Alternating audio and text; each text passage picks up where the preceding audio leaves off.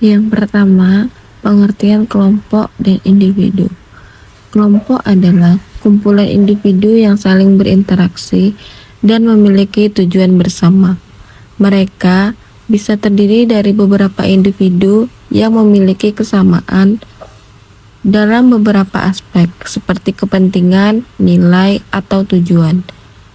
Individu adalah entitas tunggal dengan karakteristik, kebutuhan, dan tujuan yang unik.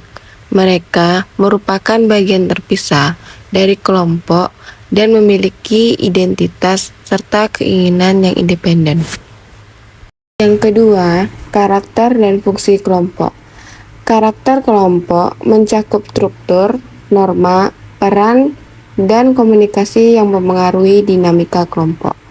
Struktur kelompok mencakup bagaimana anggota ditempatkan dalam hierarki atau posisi tertentu.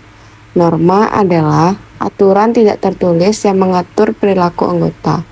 Peran menunjukkan tanggung jawab dan fungsi yang diharapkan dari setiap anggota. Komunikasi adalah aliran informasi dan interaksi antar anggota. Fungsi kelompok meliputi dukungan sosial, pemecahan masalah, pembelajaran, dan pencapaian tujuan.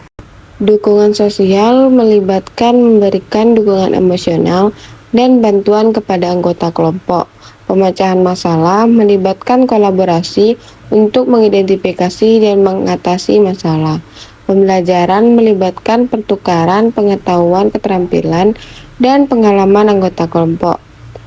Pencapaian tujuan melibatkan upaya bersama untuk mencapai hasil yang diinginkan oleh kelompok. Yang ketiga, pengaruh kelompok pada individu.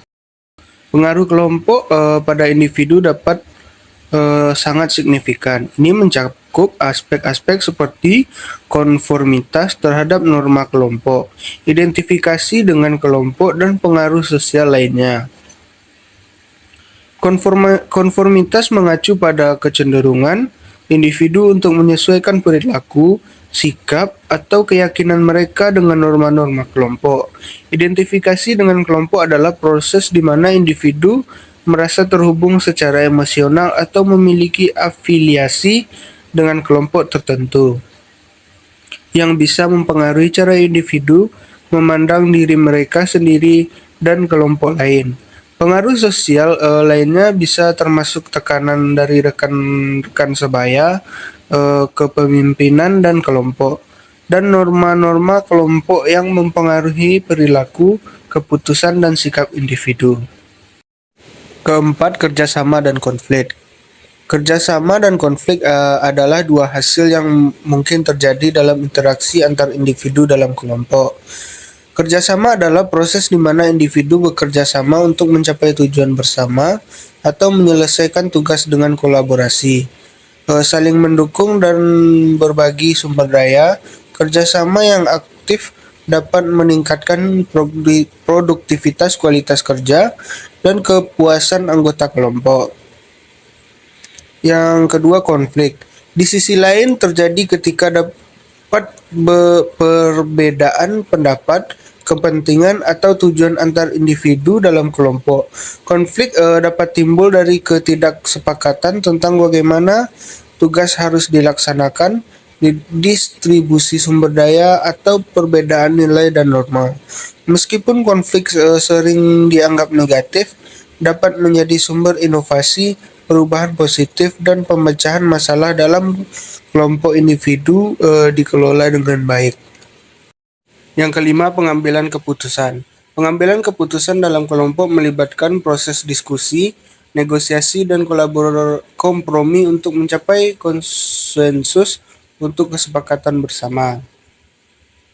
Hal ini bisa melibatkan evaluasi berbagai opsi, pertimbangan konsekuensi, dan penilaian risiko. Faktor seperti struktur kelompok, kepemimpinan, dinamika interpersonal, dan kebutuhan individu mempengaruhi proses pengambilan keputusan. Tujuan utamanya adalah untuk mencapai keputusan yang baik dan dapat diterima oleh seluruh anggota kelompok, serta mendukung pencapaian tujuan kelompok secara efektif.